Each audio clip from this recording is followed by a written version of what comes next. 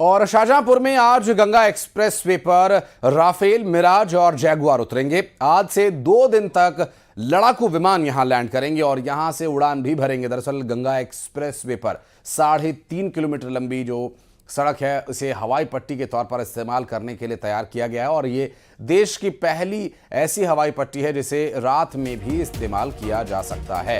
आपको बता दें कि आधुनिक हवाई पट्टी के दोनों तरफ सुरक्षा के लिहाज से 250 सीसीटीवी कैमराज लगाए जाएंगे। तो वहीं योगी सरकार शाहजहांपुर में एक्सप्रेसवे के किनारे इंडस्ट्रियल हब बनाएगी और इसके बनने से हजारों युवाओं को रोजगार के नए अवसर मिलेंगे। गंगा एक्सप्रेसवे पर लड़ाकू विमानों को लैंड कर दो मुख्य बिंदुओं को तस्दीक करना है, जिसमें एक तो ये कि सड़क की गुणवत्ता अच्छी है और दूसरा ये कि आवश्यकता पड़ने पर यह हवाई पट्टी के तौर पर इस्तेमाल किया जाएगा। शाहजहांपुर में 2 मई का दिन ऐतिहासिक होने वाला है। शाहजहांपुर में पहली गंगा एक्सप्रेसवे पर बनाई गई हवाई पट्टी पर फाइटर प्लेन की लैंडिंग होगी। इस मौके पर वायुसेना अपने शौर्य का प्रदर्शन करेगी। इस दौरान सीएम योगी समेत सैकड़ों लोग मौजूद रहेंगे। गंगा एक्सप्रेसवे पर भारतीय वायुसेना के लड़ाकू विमान उतरेंगे। ये अभ्यास टच एंड गो के रूप में जाना जाता है, जिसमें विमान रनवे पर उतरते हैं और फिर तुरंत उड़ान भरते हैं। गंगा एक्सप्रेसवे पर 2 और 3 मई को राफेल, Su-30 MKI, जैगुआर, तेजस जैसे लड़ाकू विमान उतरेंगे।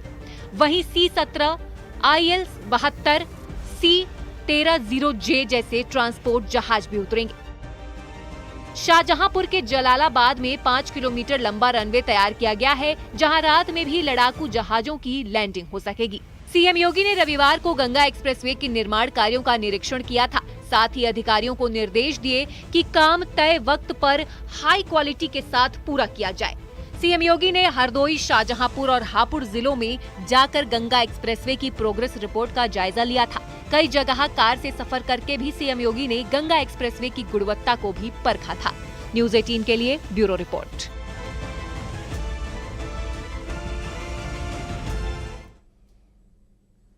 और जम्मू कश्मीर के पहलगाम में हुए आतंकी हमले पर केंद्रीय गृह मंत्री अमित शाह ने एक बड़ा बयान दिया। उन्होंने कहा कि 27 मासूमों की हत्या का बदला जरूर लेंगे और अमित शाह ने कहा कि हमले के गुनहगार आतंकी बचेंगे नहीं, आतंकियों को चुन चुन कर मारेंगे और 1-1 इंच जमीन से आतंकवाद का सफाया करेंगे।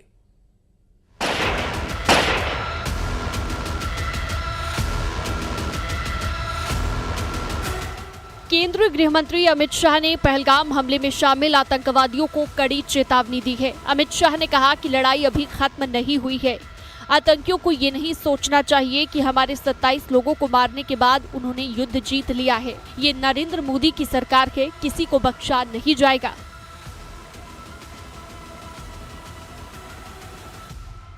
और अगर कोई एक कायराना हमला कर ये समझता है कि हमारी बड़ी जीत है, तो एक बात मन से समझ लीजिए, ये नरेंद्र मोदी सरकार है, किसी को बख्शा नहीं जाएगा, किसी को बख्शा नहीं। अमित शाह ने कहा कि दुनिया के सभी देश एकजुट होकर भारत के लोगों के साथ इस आतंकवाद के खिलाफ लड़ाई में खड़े हैं।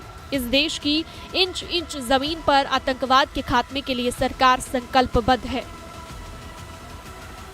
इस देश की इंच इंच भूमि पर से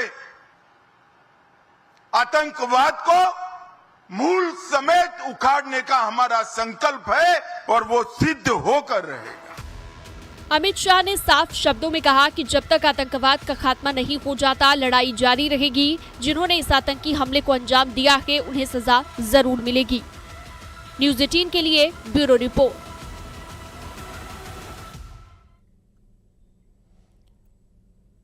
कश्मीर के पहल